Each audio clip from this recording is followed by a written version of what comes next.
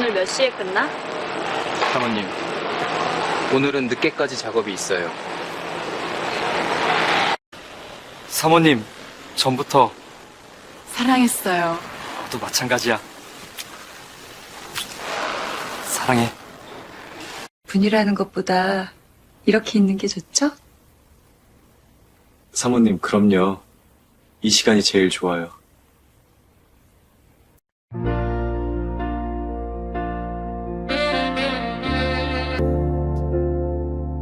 흐르는 골목길 왜? 야참 좀 가져다 주려고요. 그래, 다녀와 먹거리들을 챙겨 들고 근로자들 숙소로 향했다. 나와 남편은 작은 공장을 운영하고 있었고 공장에 딸린 사택에 살고 있었다. 그리고 우리 숙소 바로 옆으로 근로자들 숙소가 마련되어 있었다. 우리 공장에 일하는 근로자는 모두 3명이었고 모두가 파키스탄에서 온 청년들이었다. 하나같이 성실하고 착했기 때문에 벌써 2년이 넘도록 함께 일해오고 있었다.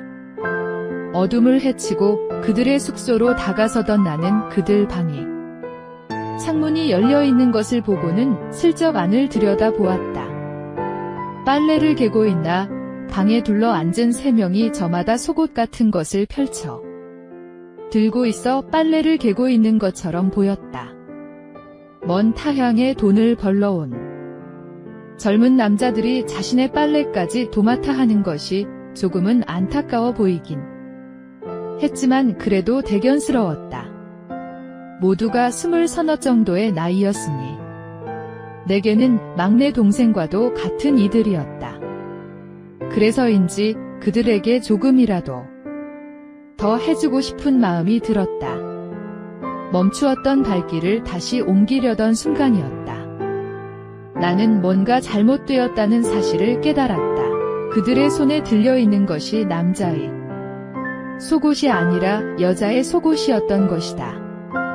놀란 나는 창가로 한 걸음 다가가 그들 손에 들려있는 속옷을 유심히 살펴보았다. 저건 순간 가슴이 철렁 내려 앉았다.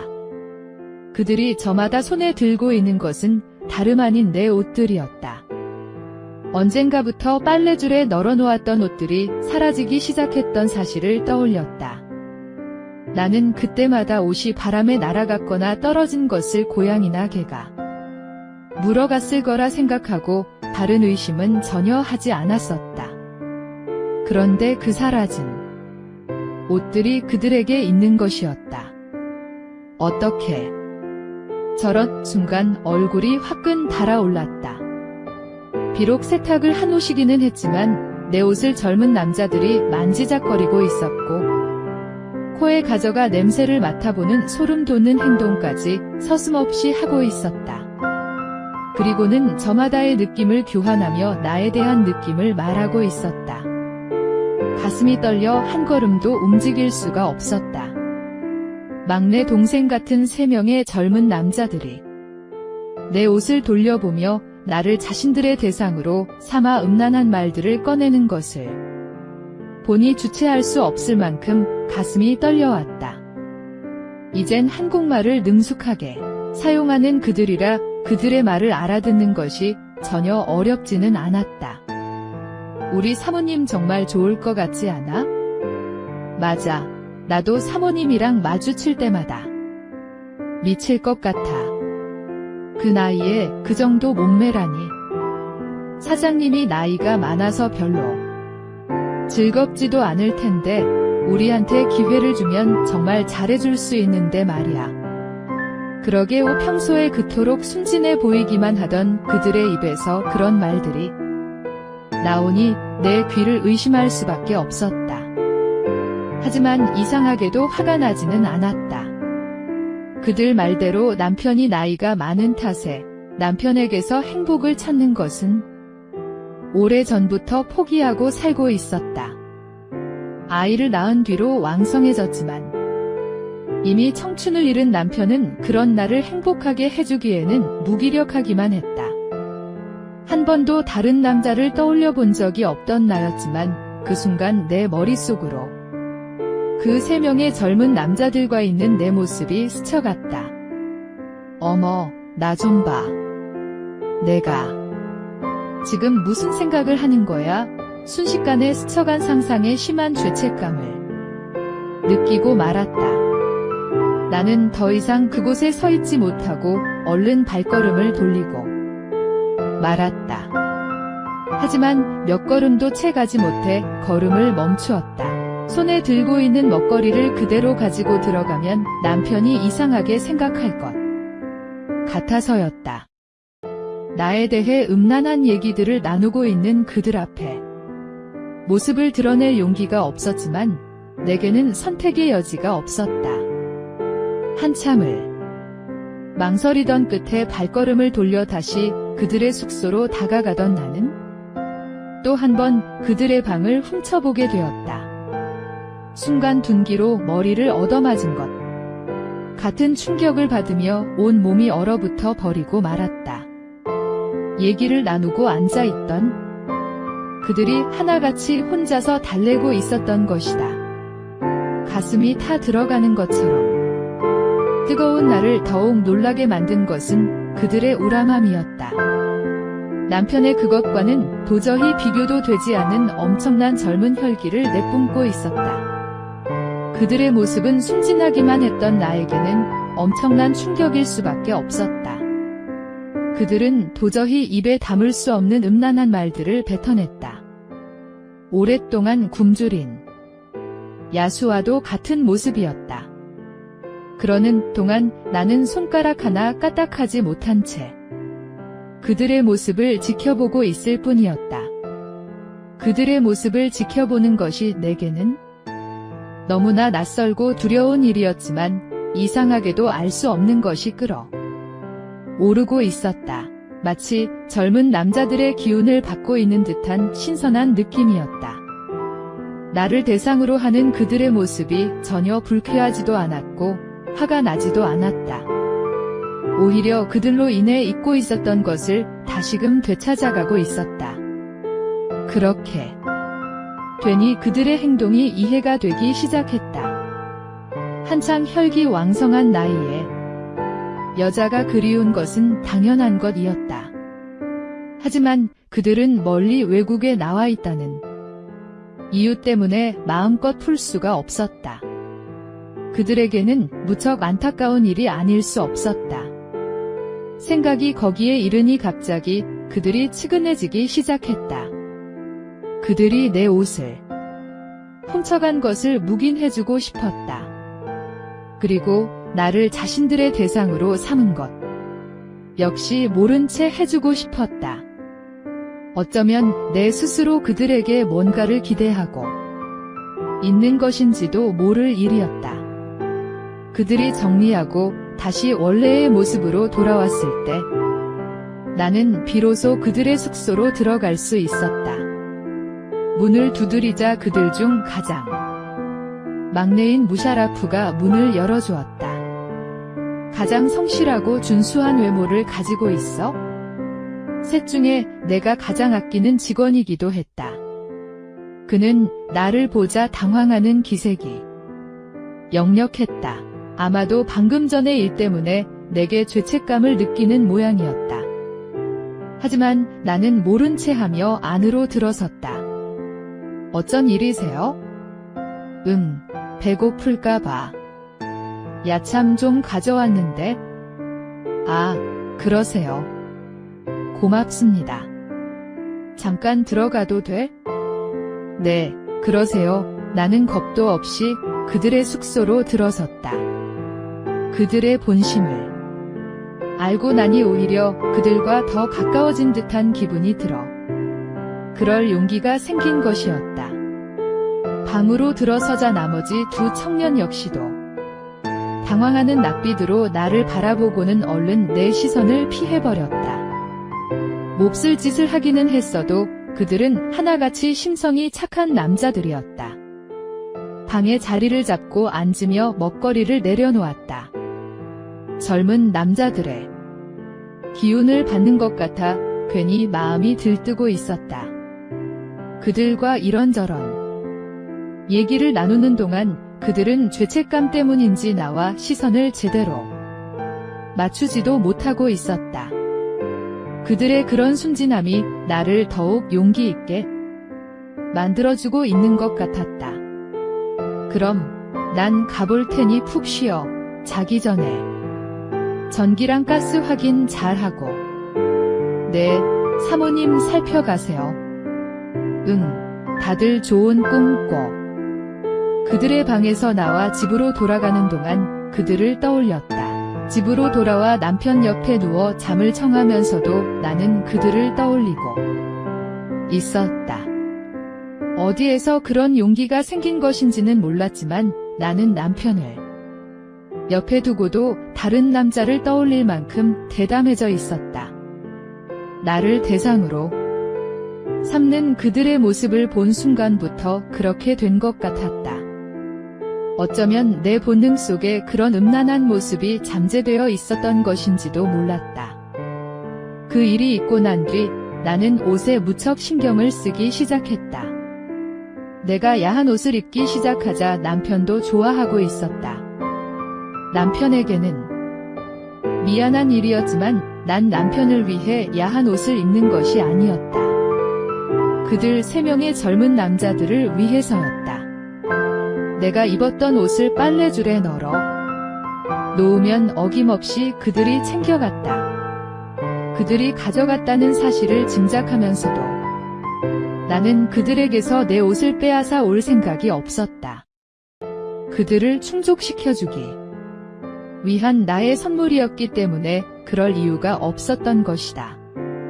그리고 나의 선물은 거기에서 끝난 것이 아니었다. 일주일에 서너 번은 거래처마다 제품을 납품하기 위해 남편이 공장을 비우곤 했었다. 그런 날이면 나는 어김없이 집으로 들어가 조금은 야한 옷으로 갈아입고 나왔다. 덥다는 이유를 들어 짧은 치마 차림이거나 민소매 원피스 차림으로 나오면 그들의 눈빛은 호기심으로 가득 차 올랐다. 셋 중에 하나는 남편과 함께 나갔기 때문에 남은 2명의 남자들에게는 나를 충분히 감상시켜 줄 수 있었다. 남편이 자리를 비우면 나는 어김없이 집으로 들어가 옷을 갈아입고 나왔다. 늘 바지 차림으로 일하던 내가 원피스나 짧은 치마를 입고 나오면 그들의 눈빛이 달라졌다. 나를 떠올렸던 그들이었으니 노출이 심한 옷을 입고 나온 내게 시선을 던지는 것은 당연한 일이었다. 그들이 기계 앞에서 일을 하는 동안 나는 바닥에 일거리를 내려놓은 채로 그들을 향해 쪼그려 앉아 일을 했다.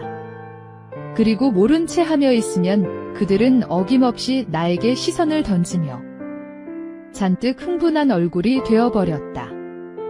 이미 그들을 이해하기 시작한 나로서는 그들의 시선이 즐겁기만 했다. 멀리 타국으로 떠나온 그들의 외로움을 달래줄 수 있다는 것만으로도 기쁨이 느껴졌다. 아무래도 내 모성 본능이 너무 강했던 모양이었다. 하지만 시간이 지날수록 모성 본능보다 여자로서의 본능이 더 강해지고 있었다. 그들을 동정하는 마음에 그런 행동을 하고 있다는 생각은 나만의 착각이었다.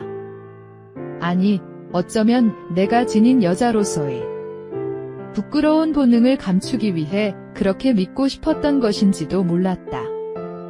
시간이 지날수록 그들에게 나를 보여주는 것을 즐기고 있는 나를 발견할 수 있었다. 이젠 그들을 위로해주기 위한 것이 아니라 나의 즐거움을 위해 그들에게 나를 보여주고 있었던 것이다. 그들 3 남자에게 동시에 나를 보여주는 것은 내게 더없이 짜릿한 스릴감을 주고 있었다. 노출에 중독이 되어버린 나는 점점 과감하고 대담하게 그들의 앞에 나서기 시작했다. 어느 날 아침 일찍부터 제품을 차에 싣기 시작한 남편은 혼자 차를 몰고 거래처로 향했다. 저녁이 되어서나 들어올 것 같다고 했다. 남편이 공장을 나서자마자 나는 여느 때처럼 옷을 갈아입기 위해 집으로 들어갔다. 좀 더 과감해지기로 마음을 먹은 나는 꽉 조이는 면으로 된 하얀색 쫄바지를 입었다. 짧은 길이었기 때문에 남자의 시선을 끌기에 충분한 것이었다. 그리고 그 위로 민소매 쫄티를 입었다. 어깨가 모두 드러난 데다 아래로는 배꼽이 보이고 있었기 때문에 바지와 마찬가지로 남자들의 시선을 유도하기 좋은 옷이었다. 거울에 내 모습을 비춰보던 나는 너무나 민망한 내 모습에 얼굴을 붉힐 수밖에 없었다. 모두 야른 면으로 되어 있어 희미하게 비쳐 보이고 있었다. 그들에게 그런 모습을 보일 거라 생각하니 벌써부터 몸이 마음이 뛰었다. 그런 대담한 차림으로 그들 앞에 나선다는 것이 조금은 두려웠지만 그보다 더 큰 설렘이 있었기에 그 두려움은 잊을 수 있었다. 떨리는 가슴을 겨우 진정시키고 집을 나선 나는 조심스럽게 공장으로 내려갔다. 그리고 공장 안으로 들어서자 그들이 거의 동시에 내게 시선을 던졌다. 그리고는 하나같이 휘둥그레진 눈으로 나를 훑기 시작했다. 새 남자의 시선을 받고 있는 느낌이란 말로 표현하기 힘들 만큼 야릇함을 안겨주고 있었다. 하지만 나는 그들의 시선을 모른 채 하며 일을 하기 시작했다. 내가 공장 안을 돌아다니는 동안 그들은 잠시도 쉬지 않고 음흉한 시선으로 나를 보았다. 바닥에 떨어진 물건을 줍기 위해 그들을 향해 허리를 숙이자 그들은 마른 침을 삼키며 나를 바라보았다. 나는 힐끔힐끔 그들의 시선을 살피면서 야릇함을 만끽하고 있었다. 어느새 점심시간이 되어 그들과 함께 식사를 할 때에도 그들은 나를 보느라 정신이 없었다. 남편이 없는 그들 세 남자와의 시간은 내게 너무나 행복한 시간일 수밖에 없었다. 점심 식사를 마치고 오후 일과가 시작되자 무서운 땡볕이 내리쬐었다. 공장 안에 대형 선풍기를 틀어놓기는 했지만 더위를 해결하기에는 역부족이었다. 하지만 그런 무더위는 내게 별로 나쁘지 않았다. 일하는 동안 비 오듯 흘리는 땀들이 안 그래도 아슬아슬하기만 한 내 모습이 더욱 아슬아슬하게 보이기 시작했다. 한 번 맛을 들인 노출의 설렘은 그 끝을 알 수 없었다. 나뿐만 아니라 그들 역시도 비 오듯 땀을 흘리고 있었다. 더워서 힘들지? 네, 좀 덥네요. 모두 이리 나와. 내가 등목 좀 시켜줄게. 정말요? 응, 다들 고생하는데. 그 정도 서비스는 내가 해줄 수 있어. 그들을 데리고 공장 앞 수도가로 나가. 차례로 엎드리게 한 뒤 바가지로 물을 부어 등목을 식혀주기 시작했다. 아직 젊기만 한 그들은 하나같이 단단한 몸을 가지고 있었다. 세 남자의 사이에 서 있는 느낌이란 참으로 두근거리는 느낌이었다. 아, 사모님. 옷이 다 젖었어요. 후훗. 시원하지. 이렇게 더운 날은? 물놀이가 최고잖아. 그래요. 그럼 사모님도 물 맛 좀 보세요. 아, 안 돼, 난. 무샤라프가 손에 물 호스를 들고는 나를 향해 물을 뿌리기 시작했다. 비명을 질러대며 이리저리 피하기는 했지만 세 남자가 같이 호스와 바가지로 물을 뿌려대니 피할 길이 없었다. 결국 나는 비를 맞은 듯 흠뻑 젖어버리고 말았다. 너무해. 이게 뭐야? 한참 장난을 치던 그들이 갑자기 행동을 멈추고는 나를 뚫어지게 쳐다보기 시작했다. 하지만 나는 짐짓 모른 채 하기만 할 뿐이었다. 그런 모습으로 그들 앞에 서 있는 것이 너무나 떨리고 설렜다. 자, 이제 일할 시간이야. 어서들 들어가 그들에게 충분히 즐길 시간을 주었던 나는 일할 것을 재촉하며 그들과 함께 안으로 들어섰다. 그리고 그들과 함께 일을 하기 시작했다. 그들의 시선이 내게로 고정되는 것은 당연한 일이었다. 하지만 나는 그들의 시선을 모른 채 할 뿐이었다. 나는 공장 쪽으로 나 있는 창문으로 다가서서 일하고 있는 그들을 바라보았다. 창문이 높이 위쪽으로 있었기 때문에 그들이 나를 본다 해도 제대로 볼 수가 없었다. 얼마 전까지만 해도 상상조차 할 수 없었던 내 모습이었다. 그런 내가 이렇게 변했다는 사실은 나로서도 놀라운 일이었다. 나는 음란한 말들까지도 서슴지 않았다. 나는 이성을 잃어가기 시작했다. 그때 무샤라프가 나와 눈이 마주쳤다. 그는 나와 눈이 마주친 것이 어색했는지 어색한 웃음을 던지고는 금세 시선을 거두었다. 하지만 내 표정이 이상했는지 힐끔거리며 계속 내게 시선을 던졌다. 틈틈이 그와 시선을 마주치는 것은 너무나 특별한 것이었다. 어디에서 그런 용기가 나오는 것인지 알 수 없었지만 나는 더 이상 정숙한 여자가 아니었다. 무샤라프의 눈동자가 커지며 내게 시선을 고정시켰다. 그는 내 행동에 많이 당황한 듯 했다. 하지만 그는 내게서 뭔가를 잔뜩 기대하고 있는 표정으로 시선을 떼지 않고 있었다. 자신의 일에 집중하고 있는 다른 두 남자 몰래 나와 무샤라프만의 비밀스러운 시선이 교차하고 있는 순간이었다. 겨우 사무실 밖으로 나가자 그의 시선이 내게로 향했다. 하지만 나는 아무렇지 않은 표정으로 태연하게 그를 지나 공장을 빠져나갔다.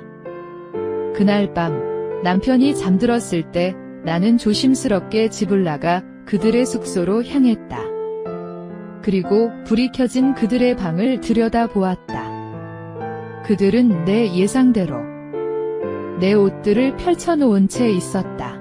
하지만 그곳에 있어야 할 무샤라프는 보이지 않고 있었다.